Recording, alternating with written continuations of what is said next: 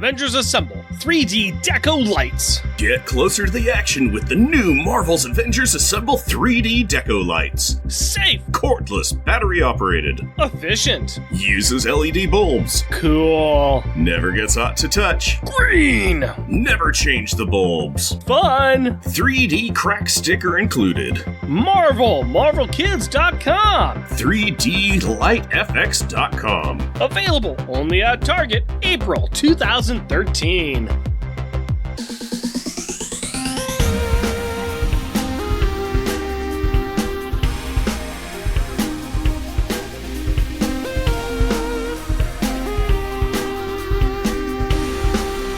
Welcome, dear listener, to our podcast. Jeff and Merc present Unpacking the Power of Power Pack, where we journey through each issue of comics that include a member of the most underrated Marvel series from the 80s while drinking beer. Analyzing awesome and amazing adjacent adolescent adventures and absorbing alcohol. I am Jeff. And I am Rick. If someone calls you a random banter, then that means they think that you're a stupid or a silly person. Random banter time, buddy. Talk to me, tell me tall tales and tantalizing tidbits of trivia today. I'm not a thing. I meant a dummy. Yeah, don't be a dummy, you dummy. Only dummies are dummy. You see, you dummy? Yeah, we'll get into that, I'm sure. Yancey Street Gang represent! Yeah, they represent something or another. I don't know what it is, but they represent something. Internet jerks. They're like us. Oh, they're like us. We're internet jerks. Fantastic. We covered this a couple of episodes ago. We covered a lot, actually, I think. So, Jeff, I need to tell you, I don't know when it happened. I don't know what occurred with my life where all of a sudden I decided I need to make the switch in how I view myself and how my wife views herself. Yes, she did get something in the mail from AARP, but that's not it. There just comes a time in your life when you find out and realize that, yes, you have to watch Matlock. New or old? In this case, new, but then of course that meant that I wanted to see some of the old ones to see what exactly the big deal was. And well, they're quite charming, actually. But no, honestly, we have been caught up, or we've been watching it and are now caught up on the new Matlock series with Kathy Bates, and it is a treat. That's fun. I knew that it came out, and then I've paid absolutely no attention to it since. It has two hooks on it right away.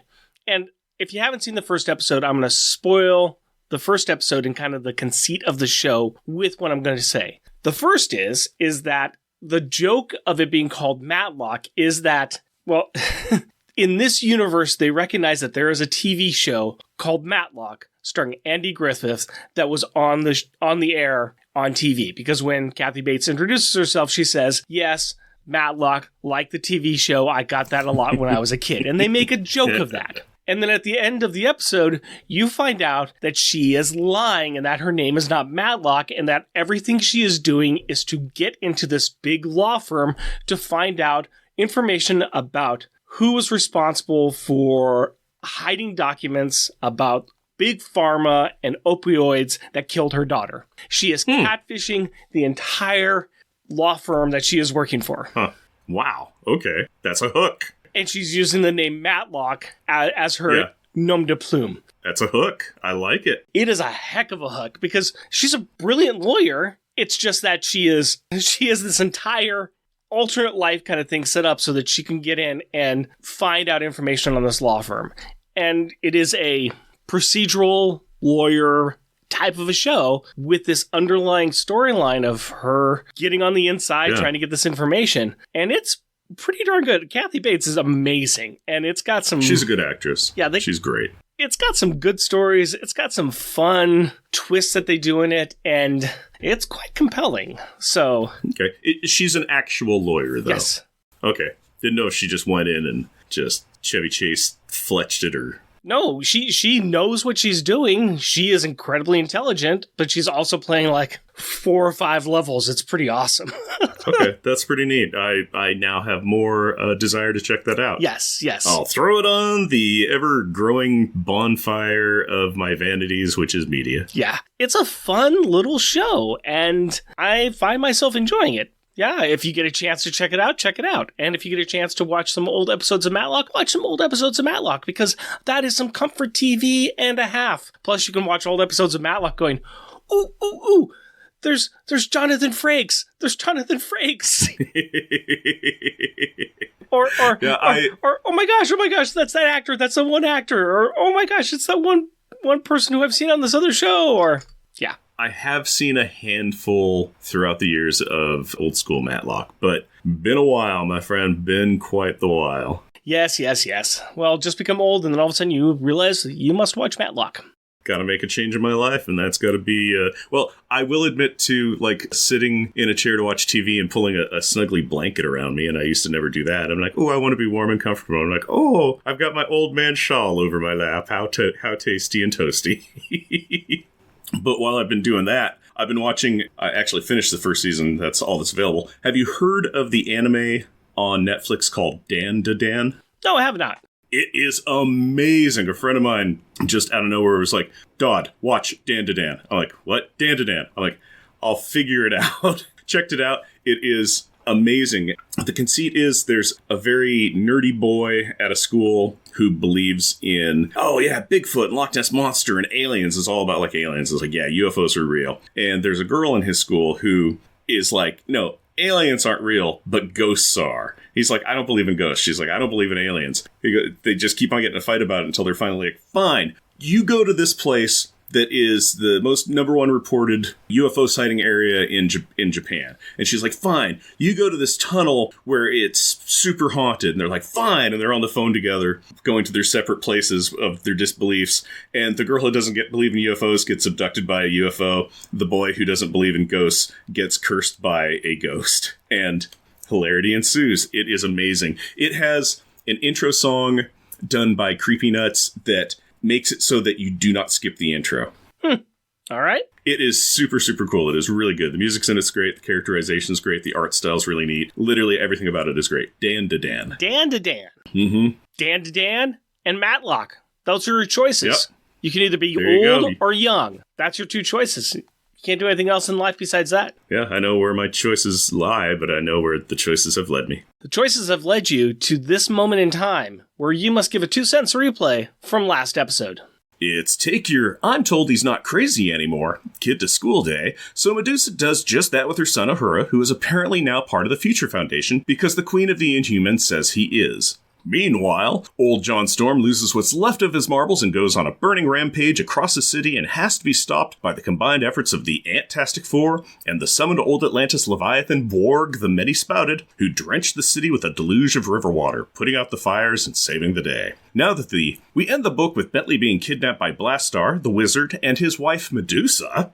2-sentence replay is over. Why don't you give me a beer and tell us what our Power Pack pick is? My pleasure, my friend. I would like you to get out a couple of shovels, hand one to me, you take one yourself, and let's dig up the beer that I brought you today. All right, let me just unwrap that shovel. It is India Pale Ale by Ghost Town Brewing. Inhumans.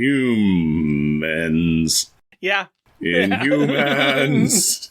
Inhumans. This is an orange wrapper on this with black artwork on it of 2 skeletons in graves, in coffins. That's what they're called. I'm like, gravestones is not it. So they're buried in the earth and they're in their coffins and they are naught but skeletons. And yep, we got Inhumans in this, and that's what we got. Yeah, I know it says Inhume, but I saw Inhume and I thought Inhumans, and I thought, you know what, I want this one. Plus, also, if we really think about the dark nightmare that Scott has, that kind of drives him forth in this issue and the next one. There really is that. He's digging up old skeletons. Yeah, it is definitely an old black and white art house movie in his head about a ghost. So yeah, Inhume by Ghost Town Brewing. It's a classic West Coast IPA coming in at 7% ABV and featuring Citra, Simcoe, and Centennial hops. It's clean, clear, and ready to bury the competition with shovel loads of grapefruit, melon, and pine.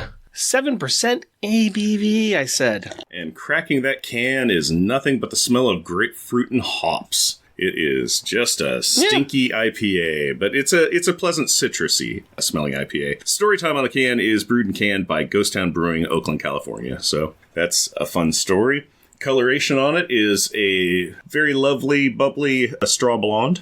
Yeah. It pours with quite a head on it. Yeah. I got half and half here on mine. Yeah, I got about an inch left on mine, but it's enough. It's definitely got that grapefruit hops. That is the hit. Definite hop. Yeah, that's the 2 cents that really pop up. It feels like anytime that we have an IPA that has grapefruit, the grapefruit just, it doesn't hide or obfuscate the hops. It says, No. Hi, come and join my party. I would like to amp this up to 11. Yeah, it really just says, hey, welcome to my house. I'm grapefruit. Oh, there's hops. Hops is here. Everyone, hops is here. Let me tell you, though, that's not bad. Okay. I'm not really getting a lot of hops. No, I'm making the exact same head gesture and face gesture appearance that you made, where I was like, okay, Rick's got a thoughtful expression. I did the exact same thing after I took a sip, and it is, yeah, it's bubbly, it's tingly on the tongue, it is very citrusy, but the hops, if you wait long enough, they are there on the very back end of the taste. It's not hop forward. No. The grapefruit and melon, I think it's the melon that cools it down, because you don't really taste melon, but you get that cool, clean taste that you get from melon. It's got that kind of honeydew kind of sensory thing going on when you have some honeydew. Yeah. That's actually quite pleasant and nice. I'm going to admit, this is a lot better than I was thinking it was going to be when I cracked it. Yeah, I would agree with that too. This is very slight, very enjoyable for being 7% and 73 IBU. It's coming in and it's not being very bitter. It's not being it's not being sweet. It's hitting you with a little bit of hops saying, yeah, I'm here, but it's on the back end and it doesn't linger. It's a very clean, refreshing type of a beer without giving you any challenge of hops. No, it's very grapefruity. It's very carbonated grapefruit. Even the grapefruit, there's no lasting taste that's on here. It just is a sweet, enjoyable beer. Yeah, you smell it, you go grapefruit, you taste it, you go, yeah, grapefruit, and then it just all mellows out. Where it does leave that kind of pine needle scent, flavor on your tongue. So that's definitely there, but which I think masks the grapefruit flavor that you have when you hit it. But yeah, it like the pine needles, the grapefruit, and the hops. Yeah, that melon kind of thing, all blending together. This is really quite good. Yeah. I'm very surprised. I'm enjoying this. I'm agreeing. I'm enjoying it too. I think this is not bad. I think this is enjoyable. I think this is fun. I think this is something I gotta send to one of my friends and say, hey, have you tried this? Because I think he'd like it. I think you, dear listener, might like it too if you are somewhere in the Pacific Northwest or have access to this beer. Once again, that's Inhumans Indian Pale Ale by Ghost Town Brewing. It's good. It's good. All right. See if it lasts out the hour, but I think that it will. In order for it to last out the hour, we need to last out the hour, and we can only do that by starting our little script, and our script says that we announce the opening credits right now. So, Jeff, if you please. Future Foundation, Volume 2, Issue Number 6, June 2013, Save the Tiger. Credits. Writer, Matt Fraction. Penciler, Joe Cahones. Inker, Joe Cahones. Colorist, Laura Allred. Letterer, Clayton Cowles. Editor, Tom Brevoort. Featuring Ant-Man, She-Hulk, Miss Thing, Leech, Artie, Onome, Ahura, Turg, Tong, Kor, Mick, Vil, Woo, Dragonman, Herbie, Old John Storm, and the memory of Alex Power. Dawn breaks over New York and the hanging city of Attilan. Listen to the birds singing as they run into the hanging Inhuman home. Inside the Baxter building, Drags finally finishes reading the comic strip in his bedroom and notices that Bentley is missing. Bentley shares a room with Dragon Man? A, no one else will, and B, don't you want someone to be watching him?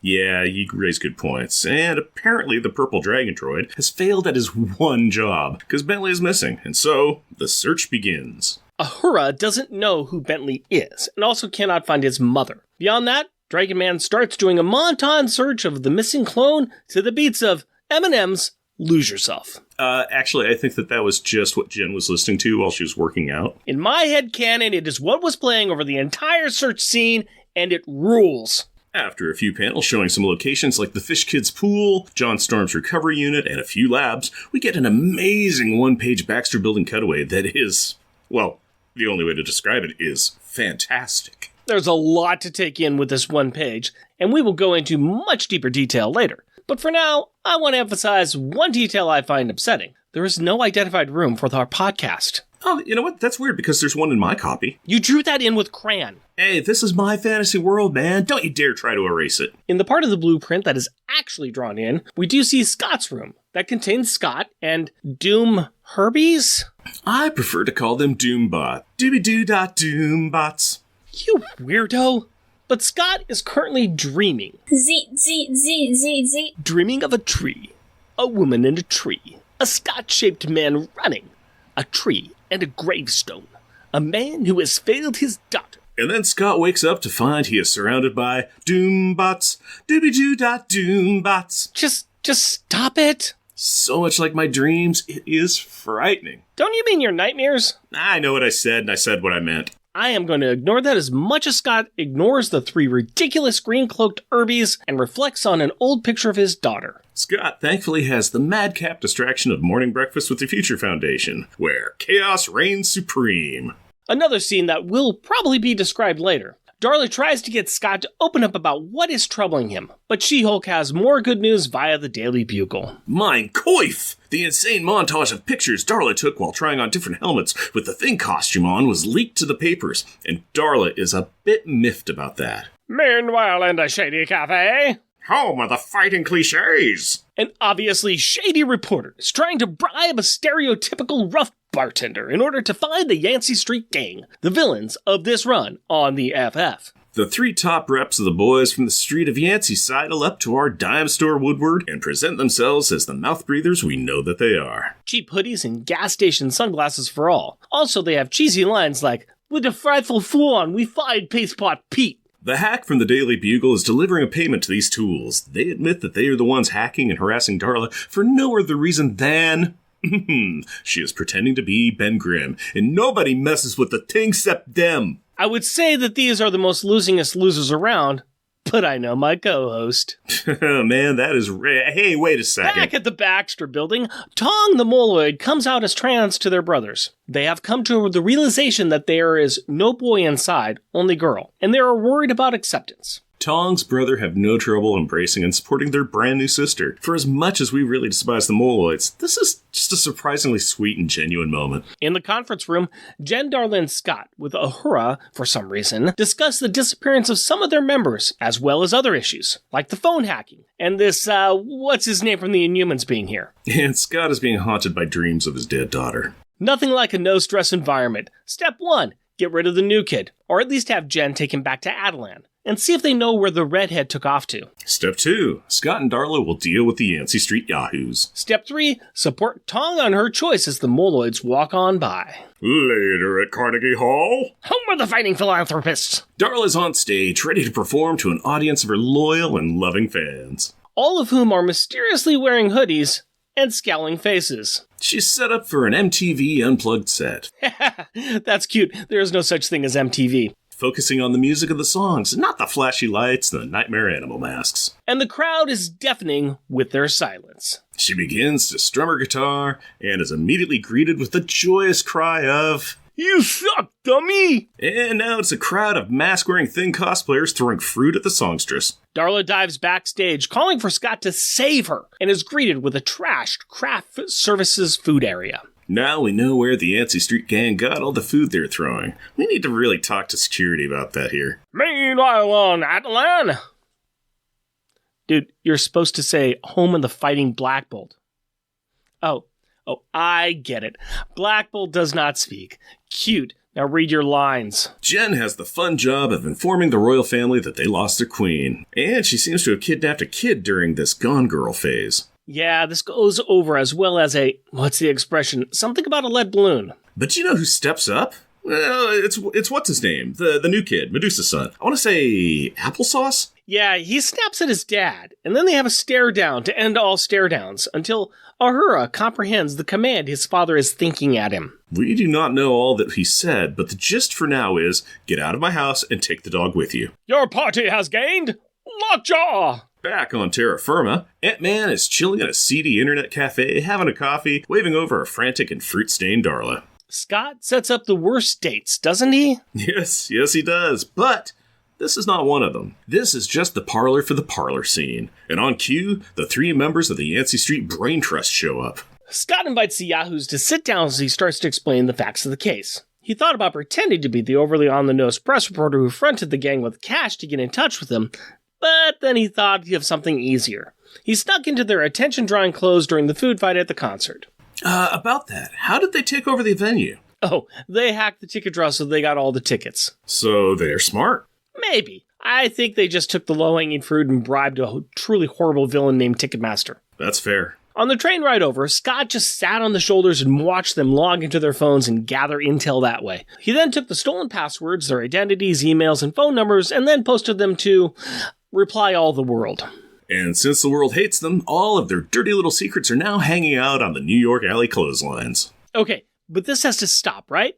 Why are they doing this? Because they hold the only rights to make fun of and humiliate the Thing, and she is not him. And Darla agrees, and says that she is not replacing him. She is just doing the work until the big rock pops back up. So, chill, my dudes. And with that, we are back in the Baxter building, where Draggs has apparently captured and disassembled the Doombots, Doombots.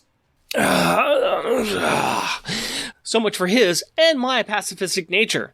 Freaking cannibal. Draggs is actually innocent of any robot-on-robot violence. He breaks it all down for everyone. These security drones were reprogrammed and tasked with other orders, specifically guarding Bentley and Medusa, and all of them were destroyed and hidden around the building with strands of Medusa's hair in them. And the hair is still wiggling. Ew, that's creepy. Drake's conclusion is that Medusa took Bentley. Oh, and She-Hulk and the Crazy Kid have not returned. Scott is not ready to start assigning blame just yet. Rumble. Pop. At least until that moment when the whole Baxter building was just teleported to the negative zone. Well, isn't that just peachy? No, that is a cover full of a bunch of things. As we get into the themes of this issue and take a look at the cover of said issue, we have FF Marvel Now! And FF has got like a little pink circle, and Marvel Now is kind of small. And the rest of the cover is a bunch of different plastic masked people wearing Thing masks, and you have Darla Deering in the Thing costume without a Thing mask going, ooh, what's happening? Yeah, she's got a whole lot of Thing cosplayers yelling at her how much she sucks, and it's a good cover. I like this cover a lot. And one of the people that's yelling at her is Mike Allred, because you can see the jacket. His jacket says Allred on it. Oh, it does. It does say Allred. Man, I didn't know he was Yancey Streeter. What a jerk. Yeah. I mean, you know what? I bet he only got onto this project for arting this book to be able to get dirt on Darla to make fun of her. Yeah. I bet that's what it is. I can go with that. Yeah. I can go with that. I think that's what's up. I do like this cover. It's an incredibly disturbing cover. Yes. Very disturbing cover. But I do like it. This is close enough out of the book. She's not wearing the Thing suit when she's on stage, but it's Darla in front of a bunch of things. Yeah, she was wearing I'd almost call it kind of frumpy frock and dress is what she was wearing. She was wearing a pop star unplugged folk singer outfit. It was very folksy. It was very folksy, homespun kind of an outfit, which looked great because she had an acoustic guitar and a piano behind her. It was all MTV Unplugged. It was going to be, I'm like, oh, this is really kind of neat. I want to see Darla really hit this. This will be wonderful. Oh, no, the Yancey Street's here. It's going bad. Yeah. Luckily, Scott was nowhere around to help her. Let's talk about stuff inside this book. And we have to start off with the coolest thing in here, something that I know you talked to Matt Fraction about when we had him on, the cutout of the Fantastic Four building, the Baxter building. And this is pretty darn cool. We've got the rooftop yoga studio, observatory. You've got the one entire side where we've got upside down Fantastic Four jet that's there. Yeah, repurposed as a mole man deterrent, which Matt loved it, and so do I. It's pretty hilarious. Pretty great. You've got just all these little things here, you know, the classroom we can see, of course, the launch pad, the fish room. Down at the bottom floor, we've got all the bedrooms that are there. And this is the point in time we're going to say, hey, there was no Power Pack member in here, but you know what I'm going to say? It's okay. It's perfectly fine because it's listed here, Alex Power and Uhura's room. Yep. Alex Power is supposed to be here. He still has his room here. And he got name dropped. Yes, we got name dropped here. So it's all good. We're counting it because we're very fickle that way. We're counting it also because I just didn't want to redo my schedule again when I realized he wasn't in this. So that's our excuse. I was going to actually ask you about it. I'm like, is his room the reason we covered this? Otherwise, this is just a bonus episode. Yes. But it works because it ties into all the other issues we're going to be covering. So yes. So we went with it. Anyways, we also get introduced here to the Doombots, which we'll get into in a second. But let's just talk about this. This is pretty cool. This is pretty neat. What do you want to say about it? I like it. I always like it when you get the cutaway schematics of a building or a vehicle or a giant robot. Any of those are always really cool. And so it's neat just to kind of see like, oh, here's this perceived notion of the Baxter Building world. So you get to see where people have their rooms. I really like the fact that Darla has a bedroom and then she has a bigger room, which is like her dressing room. So she's like one of the only people that has like her own actual private space. Yeah, Medusa doesn't even give that. And she's, No, she doesn't get that. Queen of the Inhumans. Yeah. Scott's in charge of everything. He doesn't get that. Nope. Darla does. Yeah. She gets like 2.5 times size the room as everybody else, which is pretty hilarious. I do like the fact that Scott's got the room that's the farthest away from the kids. Smart. Yeah. Smart. Well, the Molloy's room is the same floor as theirs, but I guess you can't do anything about that. Mm-hmm. We find out that Dragon Man and Bentley have a room together. I think we knew that before. Mm-hmm. I think I recall that they roomed together before, and it makes sense. There's just a lot of fun stuff that's here. Yeah. Let's talk about the Doom Herbies. Okay, do you know anything about them? No. Neither do I, and I've researched them, and the best I could come up with were images of them from this comic.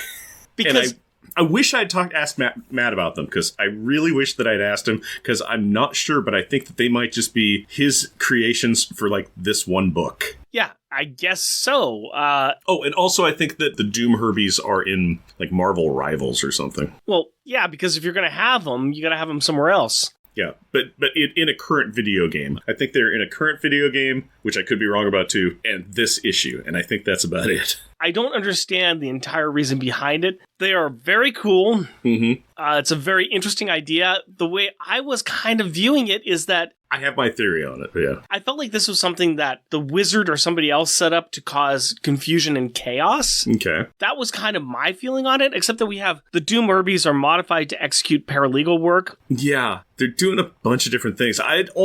They're doing cooking and cleaning down there, too. Yeah. And they're alarm clocks for Scott, but there's like 3 of them in there harassing him where they're all, "Good morning, Scott Lang. Kneel before Herbie." My original thought on it was, before I saw like paralegal work and those kind of things, was that the kids had like reprogrammed or costumed them up as a harassment of Scott. That's what I was thinking. Here's my new theory here, is that this is the Molloyds being jerks because the Molloyds are jerks. Also, the Doom Herbies have been modified to execute paralegal work. They love the Jen.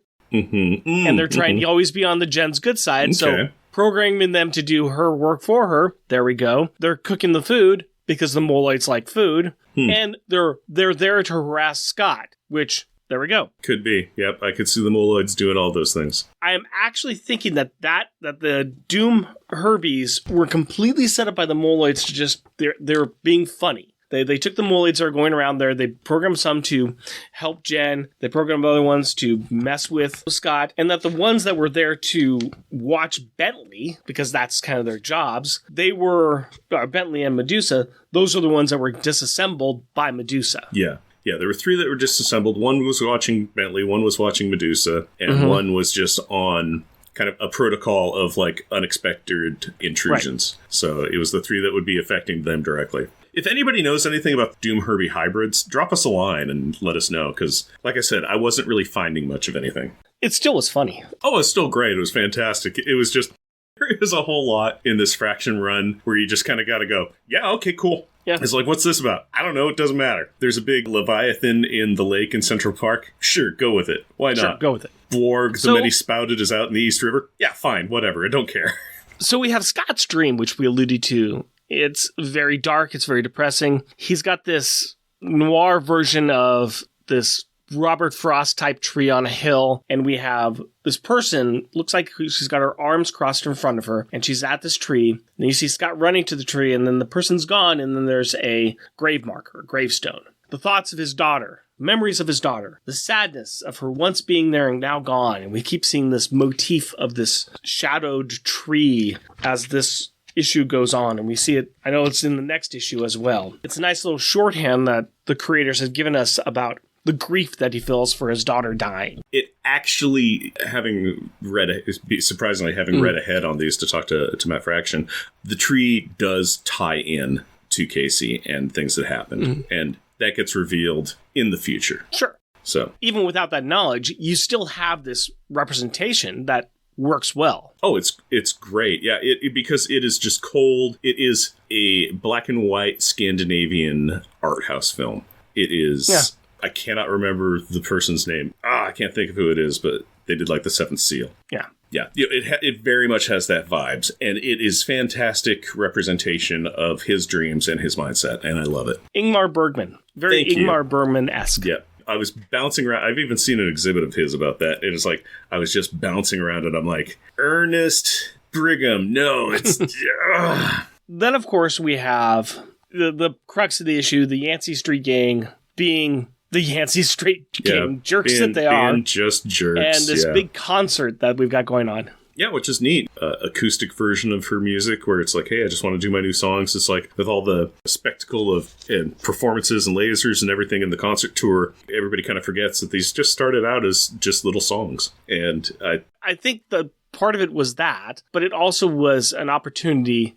I don't know how much of it was her just wanting to do that and how much of it was a little bit of a setup for Scott to do this. So I think that the concert was set up ahead of time. It was. But then Scott also was like, let's also use this in some way. And he knew that this was going to happen. That was unexpected bait for a trap that was already set up, because there was a part where Scott was saying, talking about all the things that were going on. I was like, okay, and Darla's phone and everything's been hacked, so we got to get on top of that and make sure her digital security is good. And she's like, well, yeah, we need to do that, but I can't because I've got a thing at Carnegie Hall tonight. Mm-hmm. So it was an established thing that Scott then said, right. You're a honeypot. I can honeypot trap this. And it just so happens that they bought out all of the tickets and they had everybody show up there like that. I mean, I like the honestly, fact, too, that she's trying to warm up the crowd and they're just unresponsive and hoodied and dead. And she's like, tough crowd. Okay, but she's still getting into it and kind of talking about her methodology of her music and everything, which I thought was awesome. Of all the things in this comic book, I have the biggest problem with this because being somebody who doesn't go out and see that many concerts. Every now and again, I'm like, I want to go see this one band. I like this band. I see that they're coming. This is when their tickets get launched. Well, I'm going to call up and try to get tickets for this show. Yep. And I instantly am like, the only tickets I was given an opportunity to buy were up in nosebleed sections. I was here on time to get my tickets, and I'm getting the dregs of seating. Yeah. So I don't understand how they did this at all. I think that this is physically and mentally and practically impossible. There is no way that you can break through that system and actually get all those tickets. There is no way. It does not exist. Yeah, you would... Don't know. Well, I know for like the Eras tour, you were having people in digital line for hours on the queue, and then they're like, I've been here for hours and I get nothing. So yeah, I don't understand how it works, but it does seem that I don't know if they got scripted bots that go through and they know the system inside and out or what it is, but... Yeah. And the fact that the Yancey Street Gang is able to get in there and break that. They hand-waved that and said that they are hackers. Scott even said, I knew I couldn't out-hack you, because when they're not busy harassing the Thing or Darla at this point, they're harassing politicians and CEOs and dirty businesses and stuff. You know what? That's it. I want to quit my job, and I want to do nothing else except for hack Ticketmaster sales. Because apparently there's money in that. Yeah, hack the planet! I'm going to put my family on the street, aren't I? That's what's going to happen. Yeah, you totally here. are. Well, if you don't, somebody else will here probably pretty soon, government employee. Okay. Moving on. I guess there's really only one other thing we probably should touch on a little bit in here, just to say how good it is, and that's the Moloids, and specifically talking about Tong, who goes by the number 12, comes out as transgender. Yeah, so there's no boy. There's only a girl inside. And... yeah. I have something new, and now we will all have it, and we will see how you respond. Yeah. It was one of the most touching moments with Moloids that had existed in any comic that I've seen so far. Coming from 2013, this is pretty impressive. Yeah. Very impressive. And it's nice to see, and it's comforting to see, and I like the fact that the way they really touch it is everybody on the team is just like, that's happening? Yep. Yeah, that's happening. Okay, we will just accept it. Yeah, everyone was accepting of it. They kind of paused their conference room meeting where Scott goes, also, is this a thing we're doing now? And Darla's like, good for you. Yeah. And She-Hulk's like, yeah, good on you, girl. They just dipped into it, and then it was just like, okay, that's a thing, and that's fine. And they moved on. That's it. Yeah, and it was wonderful. And this is what I'm going to say about that is that's all it needs to be. Yeah. And that's something between that person and their immediate family, and it's not going to hurt anybody else. No, exactly. And they covered it as much as they needed to. It was an interesting act break and handled really well, and then touched back on very gently again, a handful of pages later. And yeah, it was done very thoughtfully and very well. It was impressive, and I like the way that they did it and handled it. And if anybody out there who listens to our show ever has a problem with our views on the transgender community and the fact that we do support them, and both Jeff and I have friends who are transgender, it's okay. You don't need to listen to our show anymore. But still support us on Patreon. We'll take your money. In fact, if you don't support our views on transgender, please let us know, and please continue to send your money to us so we can do something good with that money. That's what I would say to that. No, I think that we would especially now in today's environment, coming out and saying that, yes, we support everybody. Yeah, basically. You don't have to be white, straight, LGBTQ. We do not care. We support you. It's your choice. And you are always going to be safe here. So, I don't know. That's my politics for the day, I guess. Yeah, and I agree with everything Rick just said. But that moves us on to... Gallery of Greatness, I guess. Let's Final get thoughts. into it. Let's talk about some of our best art in here. Starting with our backup joke arts. I would like to go ahead and start with the bar stereotypes as my backup joke. And this is where we get into the beginning of this entire bit with the Yancey Street Boys coming into a bar, and we've got this fantastic scene where a guy with a fedora with press in it is very obviously sliding money across the table to a very rough and tumble red-haired bartender who's got multiple piercings and a tattoo that I think is either out of World of Warcraft or Adventures of Link. No, it's almost the Triforce from Zelda. Yeah. It's almost it's the Triforce, but it also feels like Warhammer 40K. It's like 3 or 4 things all together. Yeah, I think it's got a little anchor under it and everything. I did not pick this one as my backup because that would be ridiculous, because this is on page 10 of Marvel Unlimited, and it is my top joke one, which I called Fleet Week. Just because of characters in the background, we got sailors hitting on girls in the background of the bar. Well, Internet Cafe. Because we have to make it even. There's tape that's on the cracked pane of glass in the window. There is peeling wallpaper. It just looks seedy as anything. Yeah. And it's an Internet Cafe bar in 2013. Come on. It is also entitled An Internet Cafe, A Bad Part of Town. So. Yeah, okay. What do you have for your backup? My backup one is on page 16, and I call it Fathers and Sons. And it is the top panel where, what's his name? Uhura Applesauce? Uhura is in a mental conflict with his dad, Black Bolt, because Black Jen's like, hey, we lost your wife, and also she stole a kid. We're sorry, because Black Bolt's giving her the eyeball, and Uhura's all like, hey, Dad, knock it off. It's not their fault. And then they get into that a very father-son kind of like eye contest where they're staring each other down until their like foreheads are pressed together. I thought that was hilarious because I'm like, oh, fathers and sons. Yes, this is what it is. I actually called that my good art. I really thought it was top good art. Or well, I called it my backup good art, I should say, and I called it the Inhuman care stare. That's good. All right, my top joke one was the second panel of Breakfast. Oh, that is a good one. I really thought about that. Any panels that have Artie and Leech in them basically could have been a top contender for everything. Sure. And there are 2 Breakfast panels here, and I could have chosen either of them, but I think it's She-Hulk's pushing the paper away from her stare that kind of sells it for me. Also in the second panel, you've got Scott. He's really bleary. He's trying to pour coffee while Darla's talking to him. And in the background, Artie is on Leech's shoulder, and he's got 2 waffles that he's wearing as bracelets, and he's spinning them. And it's just insanity. It's insanity that's going on. It's ridiculous. It is just nuts back there. Yeah, I do like Scott in the foreground, just like, I just can't right now. I need coffee. Yeah. What's your next one that you got? My backup best one is on page 15. It is the splash page. It is Adelan. It's just Jen and Uhura are up visiting with the Inhumans, and it's just their classic. They're on Adelan. They're over New York. They're looking down at the city. You can't go wrong with that for me. No. It's just a city spans looking across the world, seeing the curvature of the earth and the clouds from 10,000 feet on high. It's just Yes. The only reason I didn't choose that one is that we chose something very similar before when Sue Storm came up to talk to Medusa. That it just was very reminiscent of me. I don't think it's bad. The Sue Storm one was done better, but again, it's just speaking to me. It's pushing all my right buttons. So I'm like, done this before, basically, but it's a new drawing. My top one is, of course, the art cutout of the building. Page 5, splash page, Baxter Building. Yep. It had to be. I mean, come on. There's just nothing better than that. Nothing better than that. Let's get on to talk about our rubber and glue moment. What was the best or most childish insult? I'm going to go ahead and say it right now. Both of mine are from the Yancey Street Gang leader. Of course they are. Well, they are. My backup one, of course, is, "No, dummy. We're the Frightful Four and we fired Paste Pot Pete." Oh, that's on page 10, and that was my top one.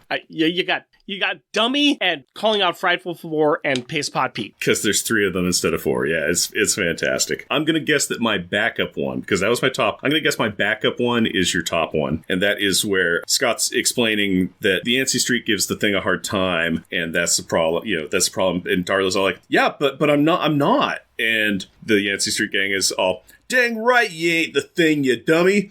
Only the thing is the thing. We don't need no dumb pop bunny pretending to be him and replacing him. He's our dummy. Got it? Yeah, that one's better because he says he's our dummy.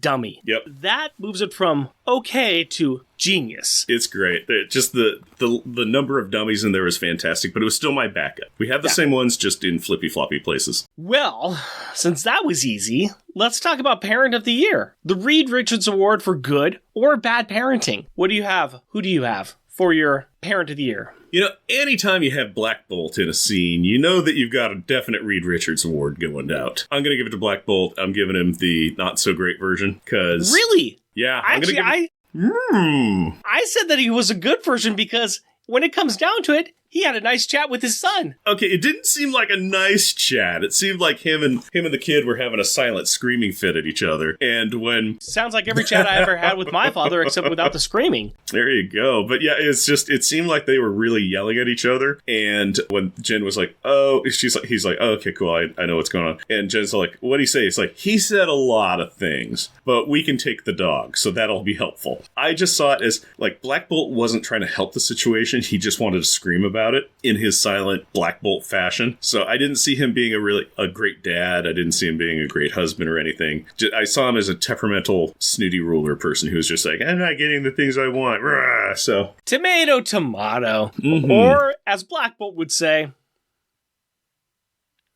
Exactly. All right, let's get into most popular and... it is a classic quote.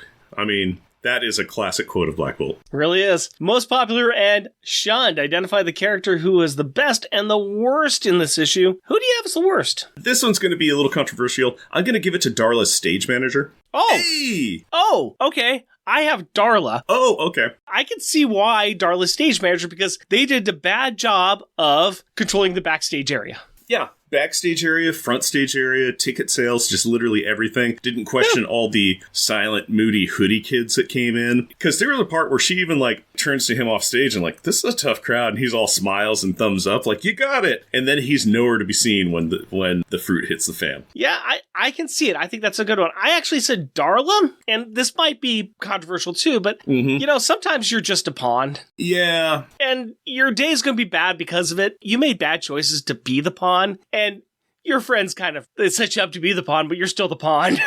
So... I still don't think she was the worst. I have nothing but fun feelings towards Darla now. I got you. Who do you have as the best? I'm going to give it to Scott. I did too. Hey, good. Scott had a good day. Yeah, he had a pretty good day. He had a rough night, but he had a pretty good day. He did abandon Darla to the fruit-flinging mob. However... he did let the kids destroy the breakfast table. I think that's a daily occurrence, and that's why they've got herpes. He did lose 2 more people from his team. 4 out of how many? That's not bad. And I guess, when it comes down to it, he did lose the Baxter Building to the negative zone. But just at the very end of the issue. Besides all of that, he had a pretty good day.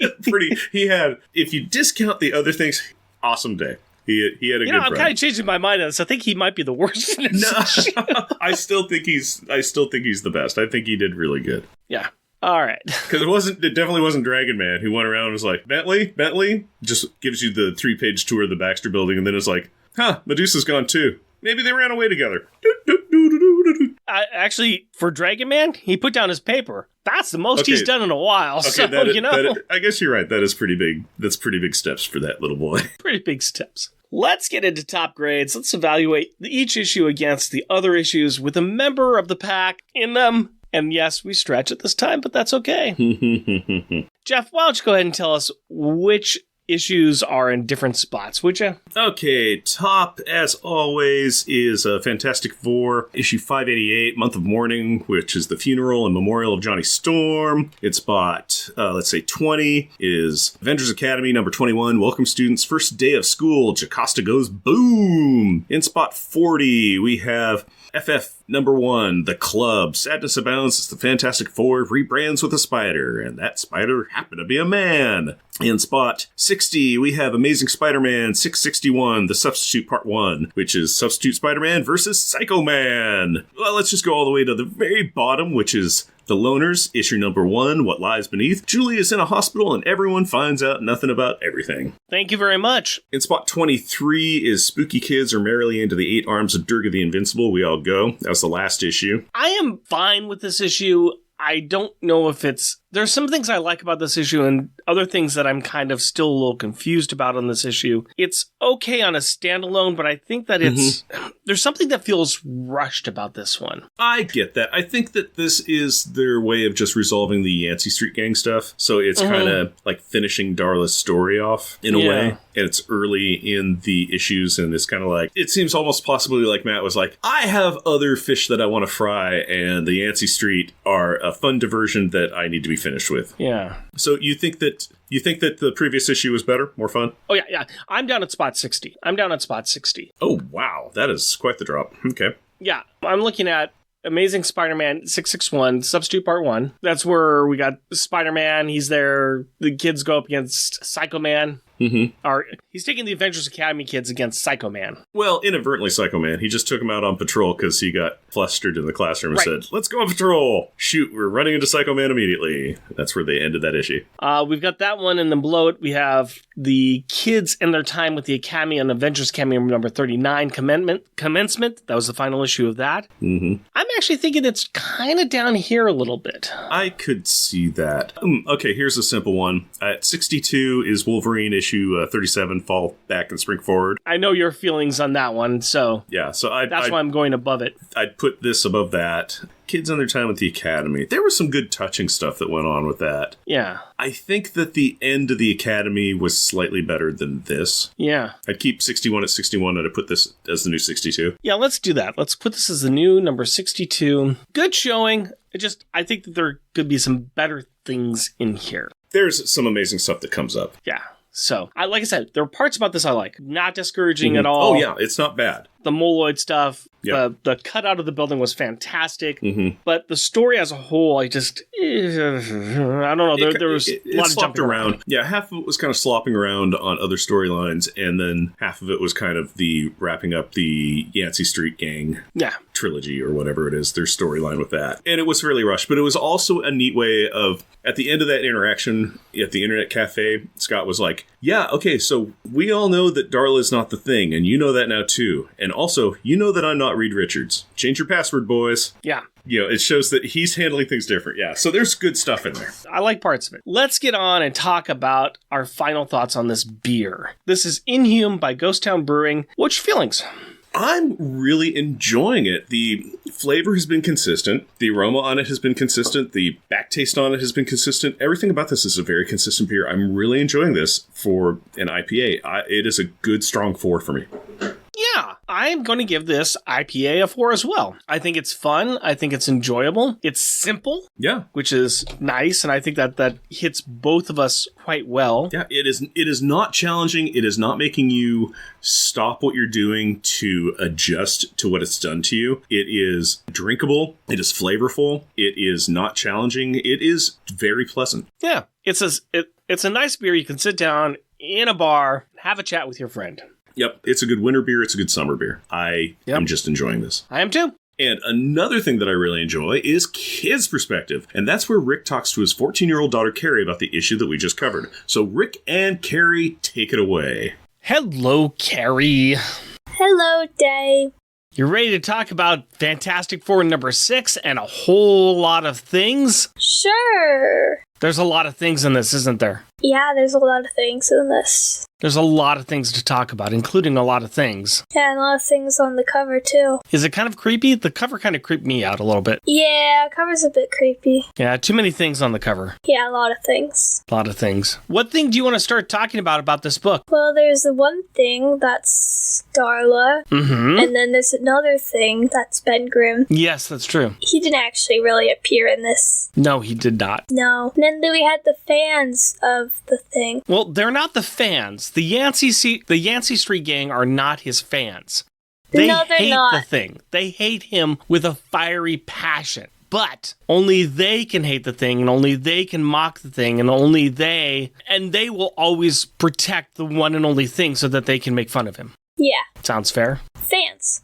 In my head. Not fans. What did they do to Darla? They just kind of bothered her lots. Kind of just hacked her phone and stuff. Hacked her phone, and they did something else. It's not just bothering her. They did something pretty impressive. What did they do? They all showed up at her concert and just threw stuff at her. They bought all the tickets for her concert. Do you know how impossible that is to do? I guess that is kind of impossible, isn't it? It is. You saw the seats that we got when we went to see Cyndi Lauper, right? Yeah. Those were the seats I could buy. I couldn't buy all the seats. I couldn't buy seats that were closer. But that was impossible what they did. Yeah. And that was Darla Deering. That wasn't Cyndi Lauper. Yeah. So, of course. What else do you want to talk about this book? What's another thing that you saw in this book? Okay, I'm done talking about things. They got the dog. They got a Lockjaw. Lockjaw was given to them for what purpose? To help find Medusa. That's right. And what did Black Bolt tell them to do? What did Black Bolt say to his son? No one knows. That's right. Black Bolt can't talk. That's right. Yeah, crazy. Don't you wish that I was kind of like that you wouldn't have to hear me talking at you all the time? No. Aw, that's sweet. Yeah. You don't want me to be the king of the Inhumans? No, it seems like it'd be really boring kind of job. Okay. I mean, you got a cool floating sky. I think that's pretty awesome myself, but all right, you be you, boo. Yeah.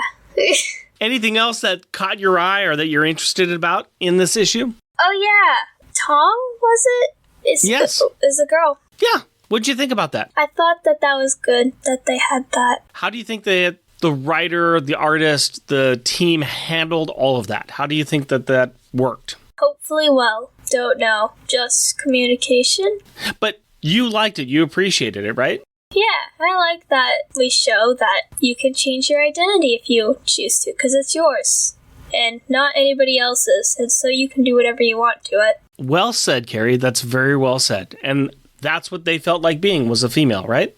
Yeah, just good for her. Good for her. All right. That sounds good to me. And now it's a bit easier to distinguish all of them. Because they're all just the same, just different heights, so... Yeah, we know the one that's a smaller child, and we know the one that is a floating head. The other two, it was kind of difficult to tell them apart. Now it's a little easier. Anything else interesting? Not really. All right. Then I will let you go. Thank you very much for your time, Carrie. Welcome. I love you. And there you have it. Thank you so much for joining us, Carrie. Shout out time. We like to recognize those listeners who take a moment to leave us some kind of acknowledgement on social media. This is for episode 179, where we covered Astonishing X-Men number 59. And we covered that with the guys from Why Not? Read Alpha Flight with Chris and Tom. Cullen Stapleton and their podcast, The Worst Comic Podcast Ever. Jeff Polier. Jeremy Daw. Jeremy Wiggins. Max Apocalypse. Tim Price, The Podcrasher, and their podcast, The Outcasters. We also like to thank those lovely people who give us a little bit of money on Patreon to continue to do what we do. And that includes the adorably astonishing and amazing Andrew Burns. Cheerfully cheeky and charming Char Logan. Challenging cheesy and chuckling Charles Gears. Destructive and devastatingly delightful Damian Witter. Dynamically dangerous and devious Doug Jones. Intelligent, interesting, and innovative Isaac Perry. Jaunty, jubilant, and jazzy Jeff Ostrader. Jesting, joking, and jovial Jeff Polier. Just jealous and jeweled Jeremy Daw. Muscly, mighty, and meticulous Matthew Birdsey. Mythical and magnificent monologuing Matthew Lazowitz. Steely, salty, and steamy Sailor Bear Zodar. Sad and sickeningly silly Shag Matthews. Tyrannically terrifying and tame Tim Price. Way wordy and wobbly Waffles. Next issue, we're going to be covering Future Foundation Volume 2, Issue number 7. That was the worst field trip ever. Be sure to check out my daughter's comic strip on our website. Just do a search for Jeff and Rick Present Tales of Tales. And we have some merchandise available on Redbubble. Go to redbubble.com and search for Unpacking the Power of Power Pack. Jeff and Present is a bi-weekly self-produced podcast recording from a live studio audience in Portland, Oregon. If you would like to interact with us through the magic of the internet, you can do so through Blue Sky at Jeff and Rick Present, our Facebook page, Jeff and Rick Present, our email address, Jeff and Rick Present, all one word, at gmail.com, or at our website, jeffandrickpresent.wordpress.com. Also, we have a YouTube channel at Jeff and Rick Present. And if you would like to help support our show, we are on Patreon. You can find us at patreon.com, Jeff and Rick Present, all one word. We are also a proud supporter of the Hero Initiative, and we'll be donating 10% of our Patreon donations to this great cause. We encourage everyone to give what they can to this worthwhile organization that helps the creators who provide us with such great content. Go to heroinitiative.org to find out more. Please rate and review us wherever you can, tell your friends about us, or share your love for us in social media. And as always, we want to thank the powerful people in our packs. My wife Cindy and our daughter Carrie. My fiancée Hillary and our daughter Aurora. We love you. Until next time, costumes off. Our theme music is 80s Action by Kevin MacLeod. Also featured in this episode is Lullaby of Light featuring Corey Friesenhan. All music is found at incompetech.com and is licensed under Creative Commons by Attribution 4.0 license. Listen to the birds singing as they run into the... Rumble pop. It's doobie-doo-dah doom bots. Actually, what was the Doom bots. musical? Doobadoo. Bop by Hanson. Rumble pop. Are you going for Twilight Zone or... We need is more cowbell. My Rod Sterling does tend to turn into Christopher Walken when I've been drinking. What this door needs is more doorbell. I'm funny to myself. Rumble pop. Or at least have Jen taken back to Atalan. Or at least have... Rumble pop. Jen has the fun job of informing the... I thought it was a pretty good Black Bolt impersonation, really. Rumble pop. Drags is actually innocent of any robot